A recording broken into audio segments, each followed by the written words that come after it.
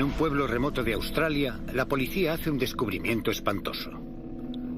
En un banco abandonado, los agentes abren 6 barriles llenos de restos humanos en descomposición. No se trataba solo del número de asesinatos, sino de cómo se realizaron. Era un mundo de pesadillas. Pero estos asesinatos en serie eran únicos por una razón escalofriante. Creían que estaban en una cruzada y creían que esa cruzada era lo que debían hacer. Durante 7 años, no uno, sino 4 hombres torturarían y matarían sin piedad a amigos, esposas y vecinos. Ellos hablaban sobre asesinar a personas como nosotros hablaríamos del tiempo. Tienen que ser castigados. Los dirigía un psicópata dominante y sádico. Recuerdo haber pensado, si el diablo existe, está sentado a unos metros de mí. Esta es la historia de cómo esos hombres mataban por placer y de cómo se puso fin a su frenesí insaciable.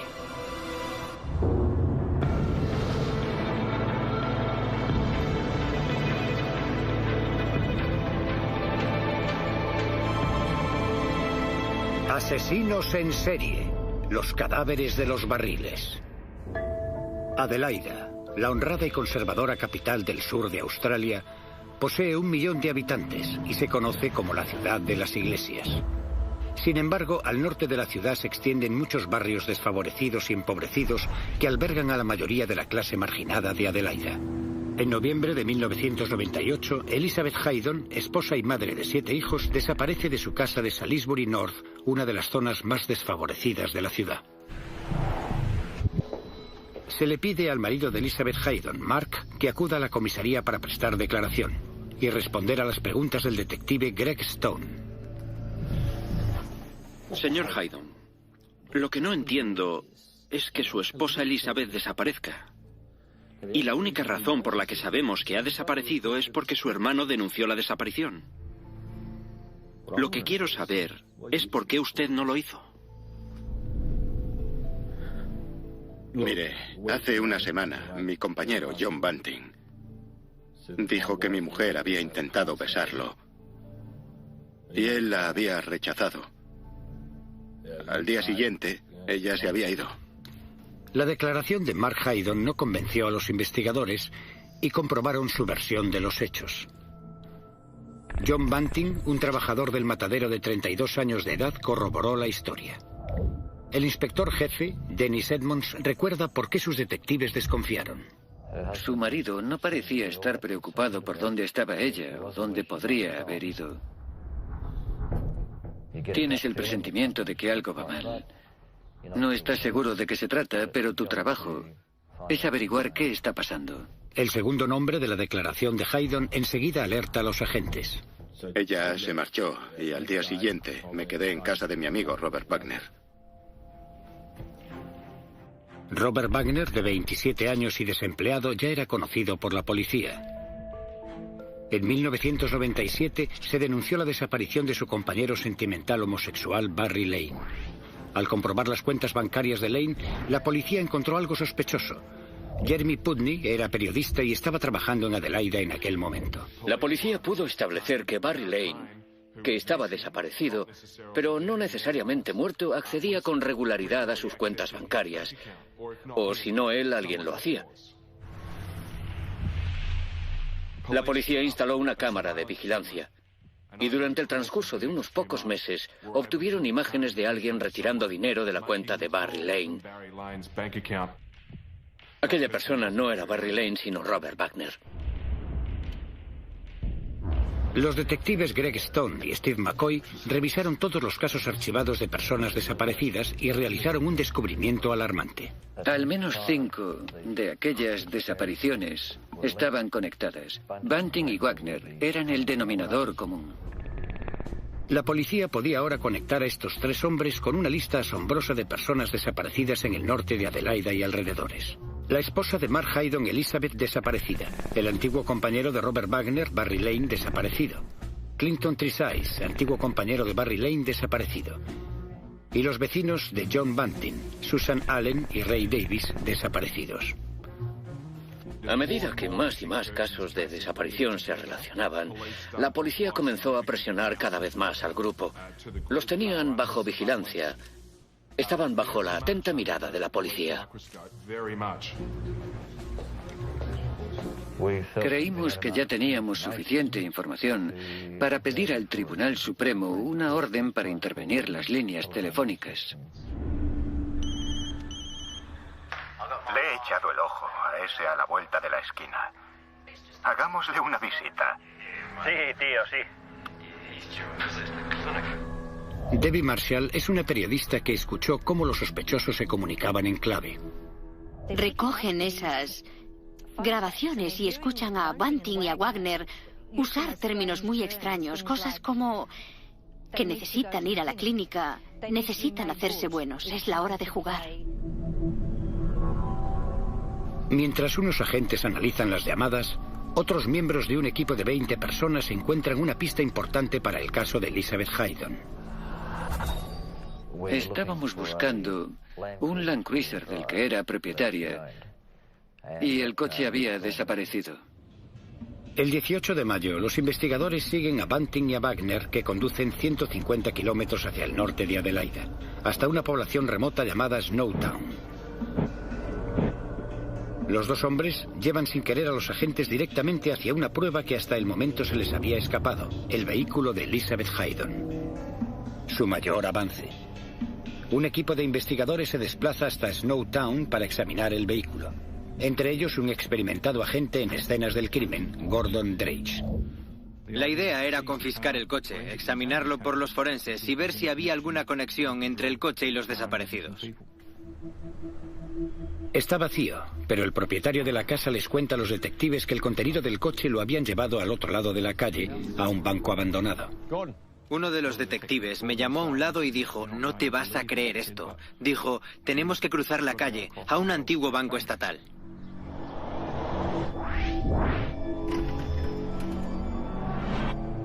El banco es un almacén provisional de ordenadores y equipos electrónicos, pero los agentes están mucho más interesados en entrar en la cámara de seguridad.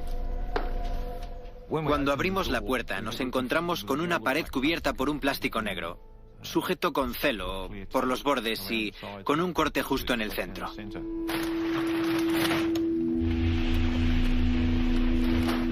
¡Ah! ¡Apesta! Una vez que entramos, el olor era insoportable. Se trataba de algo muerto. Aquí hay 6 barriles, algunos cuchillos, algo que parece una sierra por aquí. También hay ácido clorhídrico. Fue el momento de... tengo que mirar, pero no quiero mirar.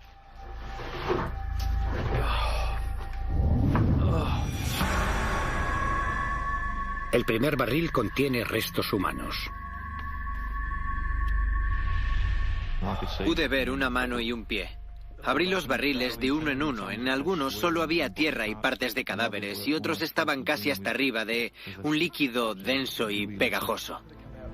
La policía tenía que mantener el escalofriante descubrimiento alejado de la prensa mundial porque se preparaban para llevar a cabo una redada en las casas de los principales sospechosos.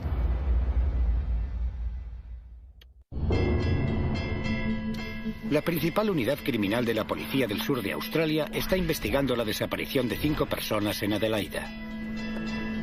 Siguiendo el rastro de las pruebas durante 5 meses, los agentes han entrado en una cámara acorazada abandonada y han descubierto 6 barriles llenos de restos humanos en descomposición. El banco es declarado inmediatamente escena del crimen. El inspector jefe Dennis Edmonds ha llegado a Snowtown. Llevamos a un equipo de detectives y de expertos forenses a Snowtown y establecimos una base de mando en la comisaría. Se trata de una carrera contrarreloj. Los investigadores tienen que asegurarse de que la prensa no se entera de la historia. Lo último que queríamos era que la prensa publicara la historia de que estábamos investigando algo en Snowtown, lo que alertaría a esos tipos antes de que pudiéramos atraparlos. El 21 de mayo de 1999, la policía va a los domicilios de los principales sospechosos, los cuales han estado bajo vigilancia por 5 casos de desaparición. En una inspección sorpresa, los agentes arrestan al trabajador de un matadero, John Bunting, de 32 años de edad, en su casa. Robert Wagner, de 27 años de edad y desempleado, es también arrestado. Mark Haydon, de 41 años de edad, es el tercer sospechoso arrestado. Fue la desaparición de su esposa Elizabeth 5 meses antes la que puso en marcha la investigación. La policía también descubre que el banco abandonado está alquilado a nombre de Haydon. Mientras permanecen bajo custodia, los hombres no hacen ninguna declaración. Esta noche, nuevos y terribles detalles de la masacre en el estado de Midtown. Australia se despierta con las noticias de última hora sobre el escalofriante hallazgo en Snowtown. Al fondo del edificio, esta puerta estaba cerrada y yo solo la abrí. Esta mañana se abrieron las puertas a la prensa. Las cámaras enseguida se centraron en la cámara acorazada, donde se encontraron 6 barriles que contenían restos humanos en descomposición y que fueron descubiertos por los criminólogos la noche del jueves. Llevo siendo periodista algún tiempo, pero al igual que la policía y que la sociedad australiana, el público tuvo que enfrentarse a lo que la gente es capaz de hacer.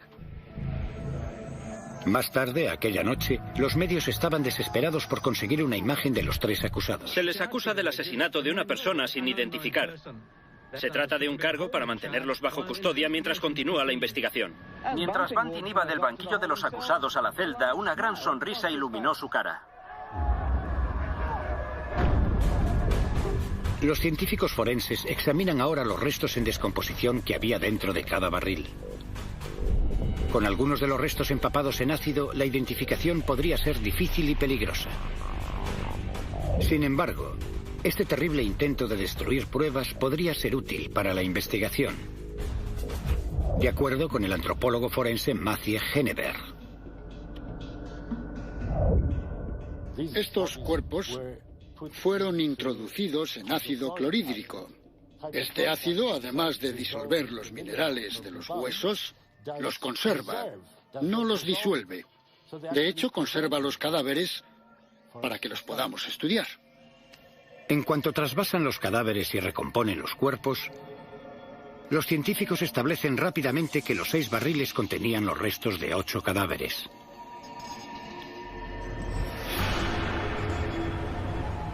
El proceso forense no había hecho más que empezar cuando la investigación da un giro devastador. El 22 de mayo, un día después de los arrestos, la policía recibe una llamada anónima. Obtuvimos la información de que podía haber 2 víctimas más enterradas en el patio de una casa en Salisbury. Aquella casa había sido alquilada anteriormente por John Bunting. Se encontraron 2 cuerpos, lo que aumentaba el número de víctimas a 10. La policía no tiene más datos acerca de los móviles, ya que los 3 hombres bajo custodia continúan sin decir nada. La policía está presionada para obtener respuestas. Centra su atención en James Blasakis, de 19 años, el hijo de la compañera de John Bunting, y que vive en la misma dirección en Waterloo Corner Road. El comportamiento de Blasakis, combinado con algunas cosas de la gente de su entorno, lleva a la policía a la conclusión de que tiene algún tipo de implicación. Una vez bajo custodia, Blasakis habla, pero está aterrorizado. No se lo he dicho a nadie porque no quiero que me maten. Blasakis cuenta cómo Bunting había fanfarroneado de haber matado a un joven a principios de los 90.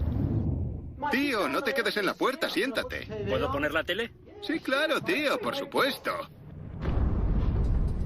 Pero Blasakis no puede proporcionar un nombre para la que la policía cree que es la primera víctima de Bunting.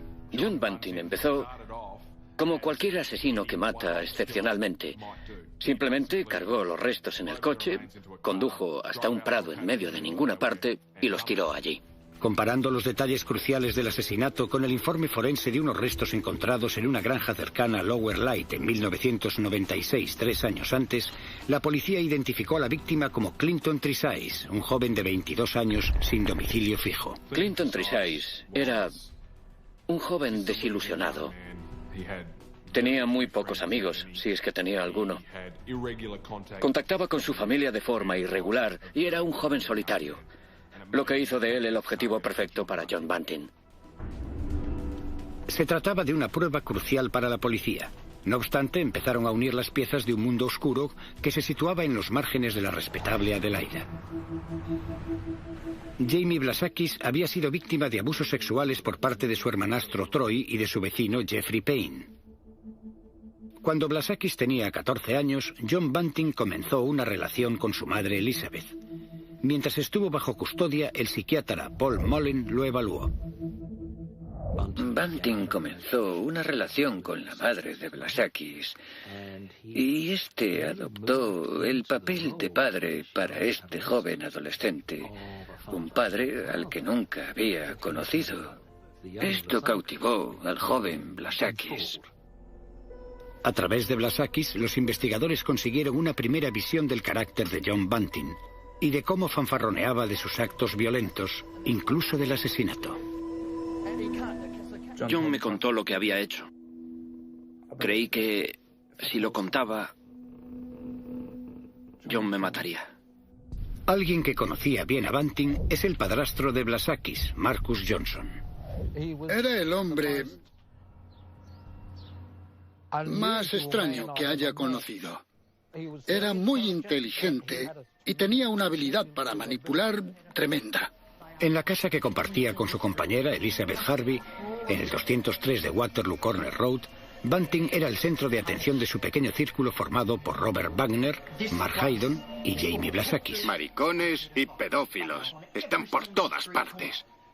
Este lugar está lleno de esa gente. Él no bebía mucho, sin embargo, sabía cómo hacer que la gente se sentara a su alrededor y escuchara cada una de sus palabras. Blasakis lo describía como alguien carismático, alguien que evocaba admiración. Deberíais haber visto a ese maricón. Oh, tío. Le dije, tú, no serás marica, ¿verdad? Eso le dije. Entonces él va y ¡pum!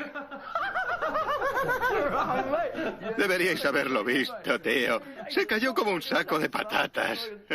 Y los dientes, le rompí los dientes, tío. Sí, pero se lo merecía. Oh, sí, se lo merecía. Sí. Por supuesto que sí. Sí. Todos se lo merecen. Sí.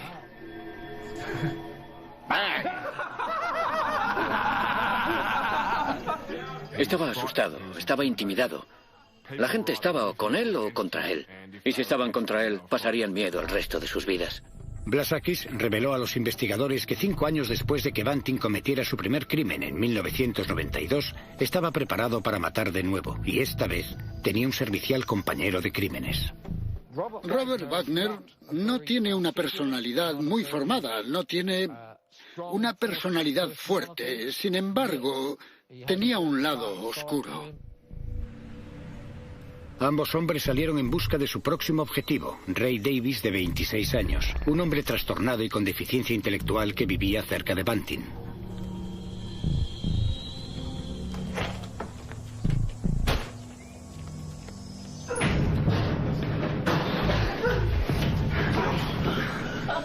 ¿Te gusta el prisionero que te he traído? Cuando secuestraron a Ray Davies, lo llevaron a la casa que John Bunting compartía con Elizabeth Harvey.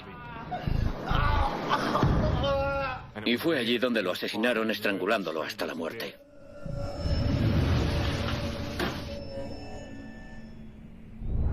El cuerpo de Ray Davies fue arrojado a un agujero en el patio de Bunting que más tarde será excavado por la policía. La víctima de sexo femenino enterrada al lado es Susan Allen, la antigua prometida de Davies. La policía todavía intenta encontrar el móvil de estos asesinatos.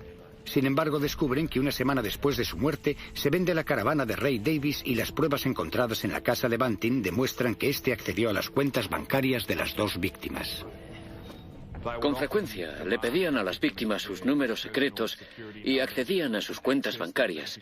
Y después ocultaba los crímenes, de modo que podían seguir matando y cazando dentro de su propio círculo.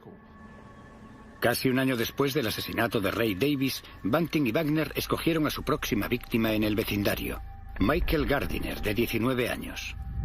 La policía habla con la madre de 2 hijos, Nicole Zurita, una amiga íntima de Gardiner. La última vez que vi a Michael, yo me iba a Nueva Gales del Sur a pasar unas vacaciones y él se iba a quedar en mi casa hasta que regresara.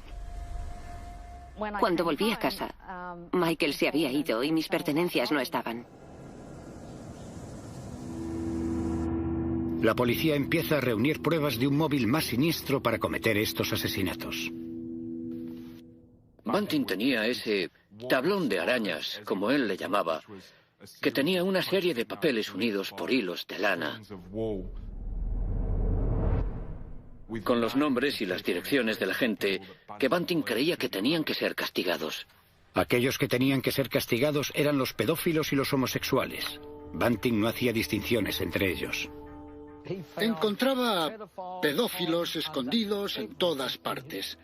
Y sus conversaciones siempre eran en clave violenta y siempre trataban sobre pedófilos. Asqueroso. Eres un asqueroso. Me das asco. Sabemos que Bunting pasó toda su infancia en una zona pobre en Queensland, con una madre muy conservadora y un padre muy estricto. Se mudó a Adelaida cuando tenía 18 años. Se mudó a una zona desfavorecida, muy parecida al entorno en que pasó su niñez. Hay algunas pruebas que sugieren que fue violado cuando era niño, pero apenas habló de ello y no lo usó en sus despotriques, posiblemente por vergüenza. Obviamente lo empujaban deseos perversos y terribles. Los investigadores saben que Bunting influenciaba a Robert Wagner, pero se necesita una prueba sólida para establecer la implicación de Wagner. El doctor Jack White trabajó con Wagner mientras este estaba bajo custodia. Veía a Bunting como si fuera un líder. Alguien al que respetaría y alguien para él que sería un soldado. Wagner se uniría a la cruzada de Bunting, pero cuando se conocieron mantenía una relación homosexual. Barry Lane, un pedófilo y travesti, había engatusado a Robert Wagner cuando éste tenía 14 años. Fundamentalmente lo cogió, lo hizo desaparecer y lo introdujo en la vida adulta. Estaba confuso y trastornado, pero la mente de John Bunting no estaba confusa. Creía que Wagner era una víctima y que era su deber apartarlo de Lane. Y es eso exactamente lo que hizo. Cuando Lane empezó a hablar de lo que sospechaba que Bunting y Wagner estaban haciendo, firmó su propia sentencia. ¡Mantén tu maldita boca cerrada! A Robert Wagner le encantaba la tortura y además era el único lo suficientemente fuerte como para agarrar a la víctima por detrás y rodearle el cuello con sus enormes brazos y empezar a estrangularla hasta el momento justo. Con frecuencia llevaban a sus víctimas al punto de la inconsciencia para que John Bunting pudiera mirarle a los ojos, que es lo que más le gustaba hacer, e imponer su poder.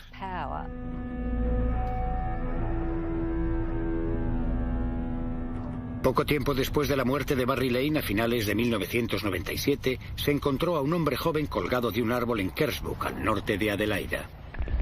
El cuerpo era el de Thomas Trevelyan, un esquizofrénico de 18 años que había sido compañero de Lane. La muerte del señor Trevelyan no fue investigada por una unidad criminal porque parecía tratarse de un suicidio por ahorcamiento. Blasakis demuestra que la muerte no se trató de un suicidio, sino del resultado de la cada vez mayor sed de sangre de los asesinos.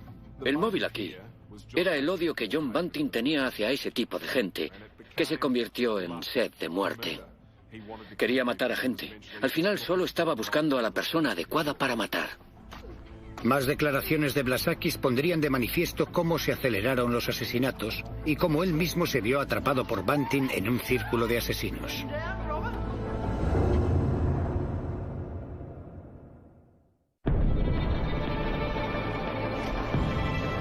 Tras el hallazgo el 20 de mayo de 1999 de 8 cadáveres en unos barriles en un banco abandonado, 3 hombres han sido acusados de asesinato: John Bunting, Robert Wagner y Mark Haydon.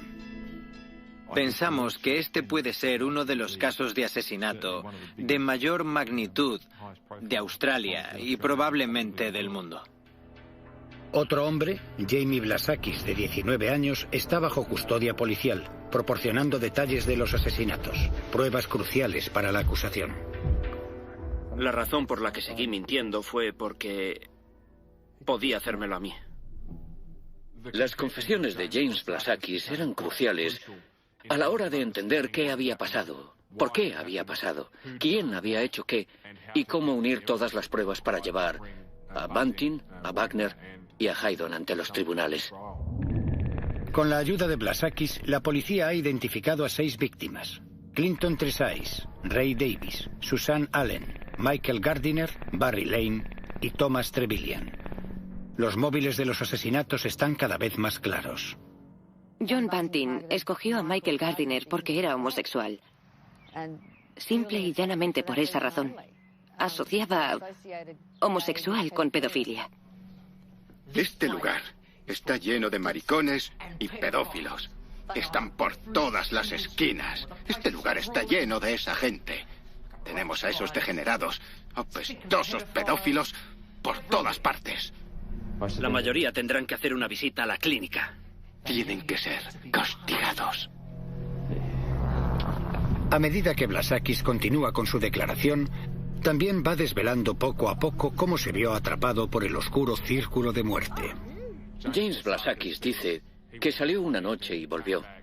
Bunting y Wagner estaban allí y le enseñaron el cuerpo de Gavin Porter en el suelo del cobertizo trasero y le dijeron que ellos lo habían asesinado. Gavin Porter era un amigo de Blasakis y, como él, un adicto a la heroína. Bunting odiaba a los drogadictos y los consideraba un desperdicio. Blasakis estaba paralizado, aturdido. Era su amigo. Estaba asustado. En aquel momento creyó que Bunting y Wagner lo iban a matar. Estaba asustado, intimidado y desde aquel momento implicado. A lo largo de los días va dando información crucial a los investigadores. Blasakis les cuenta cómo se unió a Mark Haydon y a sus amigos asesinos. Mark Haydon era un hombre sin personalidad al que se podía manipular fácilmente. Si Bunting decía que había que hacer algo, había que hacerlo. La terrible experiencia de relatar los crímenes es traumática para Blasakis. Apenas puede soportar recordar cada horrible detalle. No obstante, sorprenderá a los agentes al relatar cómo pasa de ser un observador a un asesino, empezando por el asesinato de su hermanastro Troy Judd. Robert y John estaban arrastrando a Troy al baño. Creí que solo le iban a pegar. Troy Judd había violado a Jamie durante la infancia. Él, al igual que Jamie, había crecido en una casa de abusos, con una madre con una enfermedad psiquiátrica. Creí que solo le iban a pegar, a tener una charla con él. Jamie le había contado a John Bunting que Troy había abusado sexualmente de él, y eso era una sentencia de muerte para Troy. ¿Qué hacéis? Lo llevaron al baño y empezó a pedir ayuda y a gritar. ¿Qué hacéis? Le llamaban marica y violabebés y cosas así. Troy Judd soportó formas de tortura espantosas durante bastante tiempo antes de morir, y James Blasakis estuvo allí mientras eso sucedía. ¡Soltadme! ¡Por favor, soltadme! De hecho, Troy Judd es su hermano, y por eso mientras le torturan le pregunta: ¿qué pasa? ¿Por qué me están haciendo esto? Estaba quedándose inconsciente. John se giró hacia Troy y le dijo: esto es divertido. Podría estar haciéndolo todo el día. Esto es divertido. Podría estar haciéndolo todo el día. Recuerdo que me fui hacia el vestíbulo. No lo soportaba. Le dije que era divertido. No era cierto. Y la razón de que siguiera mintiendo es que no quería que John me matara. Estaba mentalmente destrozado, confundido. Estaba en el límite, consumía drogas. Había estado bajo el control de John Bunting e intentó suicidarse cuando la policía empezó a interrogarlo como sospechoso. Se trataba de una persona destrozada que no tenía la capacidad de parar lo que estaba sucediendo. No tenía el valor para parar lo que estaba sucediendo. Y en última instancia creía que podía ser una víctima en cualquier momento. Los crímenes se habían acelerado con los últimos 5 asesinatos llevados a cabo entre noviembre de 1997 y septiembre de 1998. La sed de muerte de los asesinos no hacía más que aumentar. Se sentaban alrededor de una mesa y hablaban sobre asesinar a personas como nosotros hablaríamos del tiempo. Le he echado el ojo a ese de la vuelta de la esquina. Me parece que está a punto de recibir una visita. Los siguientes asesinatos de Fred Brooks, un disminuido psíquico, y Gary O'Dwyer, un minusválido de la zona, se sucedieron en 6 semanas, y en ellos se produjeron torturas prolongadas. Algunas de las torturas fueron espeluznantes. John Bunting consiguió un regulador de voltaje Variac, es decir, una herramienta de electrocución con la que podía aumentar la cantidad de corriente que aplicaba a la persona.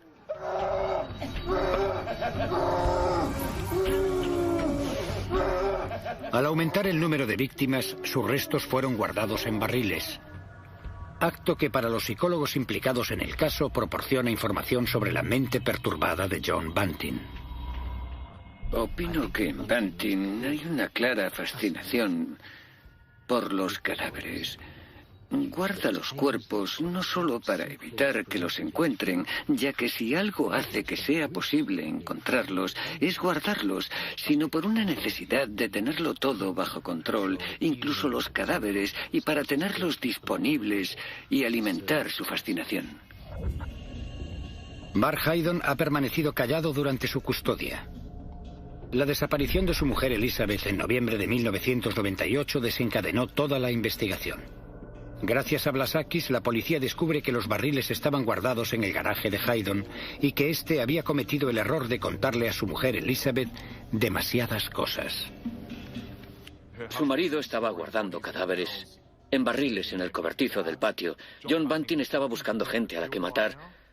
No hay duda de que Elizabeth sabía algo de lo que había ocurrido, si no todo lo que había ocurrido, y eso fue suficiente para ser la próxima víctima. ¡No! ¡Dejadme! ¡Dejadme! ¡No! ¡No! ¡Soltadme! A pesar de los esfuerzos de los asesinos para ocultar la desaparición de Elizabeth Haydon, la policía investigó la desaparición inmediatamente. Elizabeth Haydon fue el punto de inflexión en términos de la investigación y de la presión a la que se sometió a este grupo de asesinos. Por primera vez, los 3 hombres serían sometidos al escrutinio policial. Saca el camión, tío. Eso provocó que John Bunting se pusiera nervioso. Movió a toda prisa los barriles con los cuerpos que guardaban en el garaje de Mark Haydon.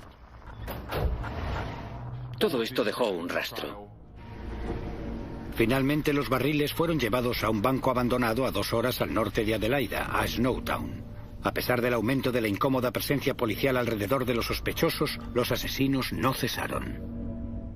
Bunting, hacia el final del asesinato, experimentaba más y más subidón, simplemente por el placer de matar a alguien y por el poder que le otorgaba. Blasakis cuenta cómo Bunting le pidió que atrajera a un joven hasta Snowtown. Ese joven, ni homosexual ni pedófilo, es el hermanastro de Blasakis, David Johnson, de 24 años e hijo de Marcus Johnson. David era un buen chico que nunca había tenido problemas con la policía. Cuidaba su apariencia, se vestía bien y se comportaba correctamente en todo lo que hacía. No se merecía nada parecido a lo que le pasó. Jamie Blasakis lo condujo hacia la muerte por la insistencia de John Bunting. Tenemos cintas que se pusieron durante el juicio que son escalofriantes. Bunting esperando en la cámara acorazada en Snowtown, mientras Jamie Blasakis trae a su presa por una carretera solitaria. Bunting está al teléfono con Blasakis diciendo, esta es la voz de la felicidad. Y Blasakis diciendo, ja, ja, ja, estamos de camino.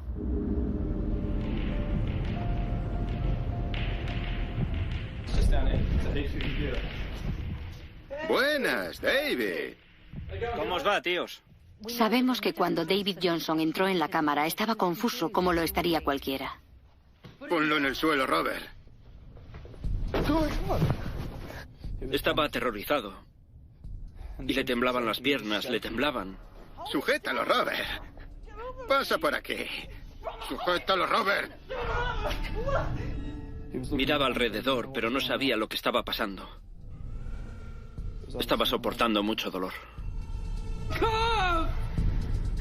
Además de la tortura horrible, Blasakis contó a la policía que el asesinato de David Johnson suponía el último tabú para Wagner y Banting. Blasakis vio a ambos comer un trozo de carne de su última víctima. Había habido canibalismo. Conocía a esa gente y me había sentado a comer con ellos. Pensar que se han comido a mi hijo es un sentimiento indescriptible. Tenían rituales. El ritual más extremo es comer juntos la carne de una víctima. Ahora están unidos por una culpa compartida, el uno con el otro.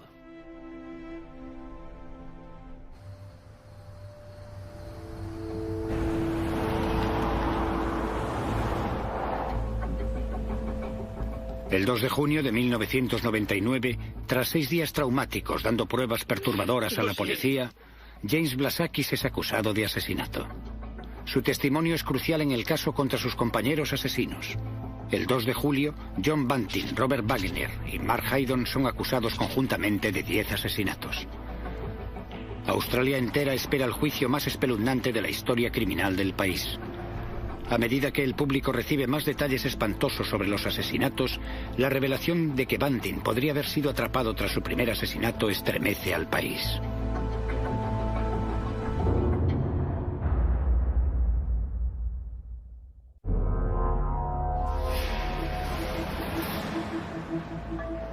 Cuatro hombres esperan el juicio por una serie de terribles asesinatos al sur de Australia. Las 12 víctimas conocían a los 4 acusados, y todos ellos vivían en una zona desfavorecida al norte de Adelaida. El juicio de los cadáveres de los barriles empieza en 2001. Será un proceso muy largo. Fue complejo, fue agotador. El proceso supuso una gran parte de las carreras de los agentes. El 21 de junio de 2001, Jamie Blasakis se presenta en el juzgado para enfrentarse a 4 acusaciones de asesinato. Su confesión a la policía constituye la base del caso de la acusación. Hubo un trato secreto del que se había hablado durante algunas semanas y apareció en el juicio inesperadamente, y se declaró culpable de 4 de los 5 asesinatos por los que se le imputaba. Blasakis se declaró culpable de las 4 acusaciones de asesinato por haber participado en los asesinatos de su hermanastro Troy Judd, Fred Brooks, Gary O'Dwyer y de su hermanastro David Johnson. Blasakis fue condenado a 26 años de cárcel. Desde el principio estuvo horrorizado por los asesinatos, pero estaba atrapado en el mundo de Banting. Pasaron meses y meses de separación física hasta que escapó de ese mundo y se despertó una mañana consciente de todo el horror del que había formado parte. Blasakis volvió a los juzgados para subir al estrado 32 días y testificar en contra de los otros acusados. Es de gran ayuda tener un testigo estrella cuando se juzga a asesinos en serie. Como recompensa, algún día saldrá de prisión. Mark Haydon se declaró inocente de los 2 asesinatos y de los 5 delitos que se le imputaban como cómplice. Se le juzgaría por separado. Mark Haydon era el compañero monosilábico que solo había hecho lo que se le había dicho.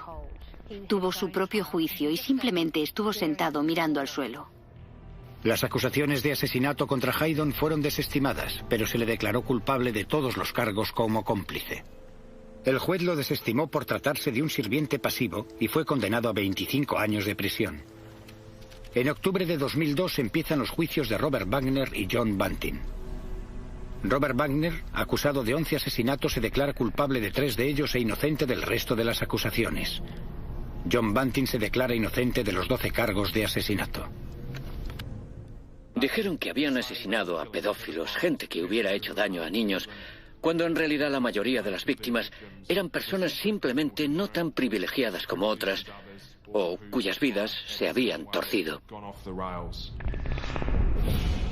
El mundo escuchó todos los detalles de cada asesinato. La acusación reproduce para el jurado grabaciones realizadas por los asesinos durante las sesiones de tortura. Resultó traumático para todos aquellos que asistieron. Estaba obsesionada con las voces de las víctimas gritando clemencia y no consiguiendo nada. Y resonaban una y otra vez en mi mente. Tuve pesadillas y sé que mucha gente las tuvo. Marcus Johnson tuvo que soportar escuchar las grabaciones de su hijo David siendo torturado. Fue un momento emocionalmente muy extraño e indescriptible estar sentado allí y saber que estuvo sometido a un estrés y a una tensión por la que nadie debería pasar. A pesar de que la acusación mostró el sufrimiento de las víctimas, los acusados no mostraban ninguna emoción. Yo observé a John Banting y a Robert Wagner en el banquillo y no vislumbré ni el más remoto atisbo de remordimiento en ninguno de ellos.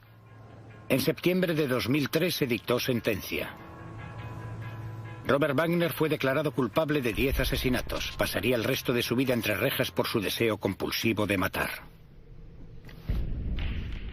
Era como una especie de droga, y él continuaba para conseguir esa sensación. Creo que quizá era por eso por lo que seguía matando. John Banting fue declarado culpable de 11 asesinatos. El jurado no fue capaz de alcanzar un veredicto en cuanto a la causa de la muerte de una de las víctimas, Susan Allen. Al igual que Wagner, nunca será puesto en libertad. Nunca, jamás en mi carrera como escritora criminalista me había encontrado con alguien como Robert Wagner y John Banting. Me sentaba a unos metros de ellos en el juzgado, viendo a John Banting sonreír. Le encantaba. Recuerdo haber pensado justo en ese momento: si el diablo existe, está sentado a unos metros de mí.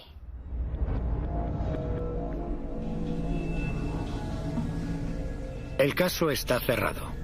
Hay 4 hombres en prisión y 12 víctimas mortales. ¿Pero se podrían haber detenido antes los asesinatos? El antropólogo forense Matthew Haneberg cree que se cometieron errores. El caso podría haberse resuelto antes y, por tanto, se habría evitado la muerte de alguna de las víctimas. En 1994 se encontraron los restos de la primera víctima de Banting, Clinton Trezise. A pesar del llamamiento nacional, se tardaron 5 años en identificar los restos. Si hubiéramos podido identificar los restos del esqueleto de Trezise, la policía habría podido realizar una investigación haciendo preguntas a todas las personas relacionadas con él. Podemos estar casi seguros de que Banting y Wagner habrían sido interrogados. La policía pidió ayuda en la identificación de los restos al profesor Haneberg. Inexplicablemente, nunca recibió la única foto que existía de Trezise, que él cree que podría haber hecho coincidir con la calavera. Si conocemos, por ejemplo, que ciertas personas han desaparecido y tenemos sus fotos y después encontramos una calavera, podemos hacer la superposición de imágenes del cráneo en la fotografía y el cráneo solo coincidirá con una cara. Ese error supuso que la policía no investigara la desaparición de Clinton Trezise como un asesinato, y eso probablemente significó que John Banting no fuera investigado antes como sospechoso, lo que le permitió continuar con sus actividades, con sus asesinatos. Esto fue aumentando hasta convertirse en la peor serie de asesinatos de Australia cuando podía haberse quedado en un homicidio. La peor serie de asesinatos en Australia ha dejado una huella imborrable en todos aquellos implicados en el caso. La historia de Snowtown puede que haya acabado para la gente, pero para mí, que la cubrí, nunca terminará. Cuando te enteras de que una persona a la que quieres no solo ha muerto, sino que ha sido torturada, simplemente por ser un poco diferente, te preguntas por qué. Para aquellos tocados por la tragedia, el horror nunca desaparecerá. Yo cargo con mi dolor. No me considero un ser humano normal. Simplemente no puedo. Es muy difícil para mí confiar en la gente. No seré capaz de hacerlo nunca. Lo que más me asombró de todo fue comprobar qué ocurre si permitimos a la gente aislarse completamente. Si nadie los echa de menos, lo que les puede suceder. Y me enseñó que le debemos a esa gente más de lo que le damos, más de lo que recibieron.